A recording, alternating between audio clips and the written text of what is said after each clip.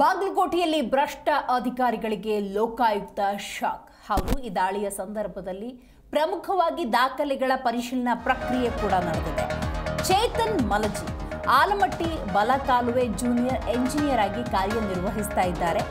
ಆದಾಯಕ್ಕಿಂತ ಹೆಚ್ಚಿನ ಆಸ್ತಿ ಗಳಿಕೆ ಆರೋಪದ ಹಿನ್ನೆಲೆಯಲ್ಲಿ ಇವರಿಗೆ ಸಂಬಂಧಪಟ್ಟಂತಹ ಕಚೇರಿ ಮನೆಗಳಲ್ಲಿ ಶೋಧ ಪ್ರಕ್ರಿಯೆ ನಡೆದಿದೆ. ಬಾಗಲಕೋಟೆಯ ನವನಗರ ಸೆಕ್ಟರ್ ನಂಬರ್ 16ರಲ್ಲಿ ಇವರ ಮನೆ ಇದೆ. ಮನೆಯೊಳಗೆ ದಾಖಲಾತಿಗಳ ಪರಿಶೀಲನಾ ಪ್ರಕ್ರಿಯೆಯನ್ನ ಅಧಿಕಾರಿಗಳು ನಡೆಸ್ತಾ ಇದ್ದಾರೆ ಎನ್ನುವಂತ ಮಾಹಿತಿ ಕೂಡ ಲಭ್ಯವಾಗಿದೆ. ಲೋಕಾಯುಕ್ತ ಎಸ್ಪಿ ಟಿ ಮಲ್ಲೇಶ್ವರ ನೇತೃತ್ವದಲ್ಲಿ ನಡೆದಿರುವಂತಹ ದಾಳಿ ಇದು. ಆಲಮಟ್ಟಿ ಬಲದಂಡೆ ಯೋಜನೆಯ ಜೂನಿಯರ್ ಎಂಜಿನಿಯರ್ ಆಗಿ ಚೇತನ್ ಮಲಜಿ ಕಾರ್ಯನಿರ್ವಹಿಸ್ತಾ ಇದ್ದಾರೆ. ಇವರ ಮನೆ ಮೇಲೆ ನಡೆದಿರುವಂತಹ ದಾಳಿ ಇದು. ಆದಾಯಕ್ಕಿಂತ ಹೆಚ್ಚಿನ ಆಸ್ತಿ ಗಳಿಕೆ ಆರೋಪದ ಮೇರೆಗೆ ಬಾಗಲಕೋಟೆಯ ನವನಗರ ಸೆಕ್ಟರ್ ನಂಬರ್ 16ರಲ್ಲಿ ಇವರ ನಿವಾಸ ಇದೆ. ಲೋಕಾಯುಕ್ತ ಅಧಿಕಾರಿಗಳು ದಾಳಿ ನಡೆಸಿದ್ದಾರೆ. ಪರಿಶೀಲನಾ ಪ್ರಕ್ರಿಯೆ ಮುಂದುವರೆದಿದೆ.